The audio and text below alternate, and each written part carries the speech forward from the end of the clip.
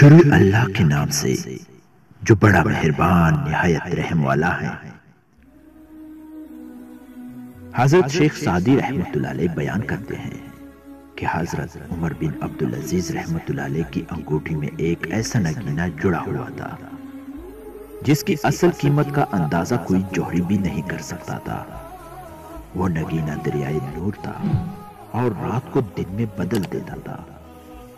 ایک مرتبہ سخت قحط کی صورتحال ہو گئی اور لوگ بھوک سے مرنے لگے۔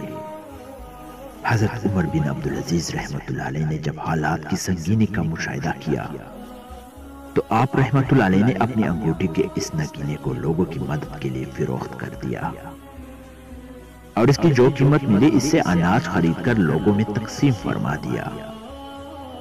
حضرت عمر بن عبدالعزیز رحمۃ اللہ علیہ کے رفقا کو جب اس نگینے کی فروخت کا علم ہوا تو ان میں سے ایک نے آپ رحمۃ اللہ علیہ سے کہا کہ ایسا بیش قیمت نگینہ آپ رحمۃ اللہ علیہ نے فروخت کر دیا۔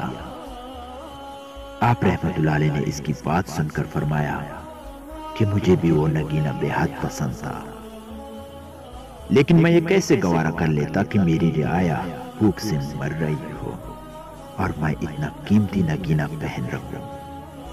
کسی بھی حاکم کے لیے ضروری ہے کہ وہ اپنی رعایا کا خیال رکھے اور جب لوگوں کو تکلیف میں مبتلا دے گے تو اپنا آرام بھول جائے۔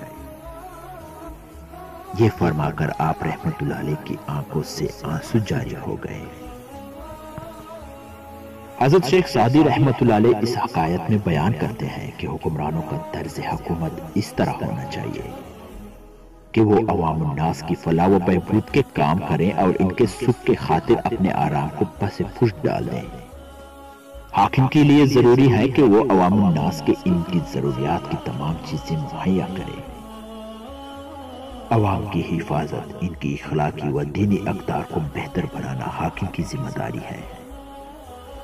وہ عوام کی بہتری کے لیے اپنے تمام وسائل بروئے کار لائے، اور ایک اچھا حاکم وہی ہوتا ہے جو عوام الناس کی خدمت کو اپنا شعار بنا لیتا ہے۔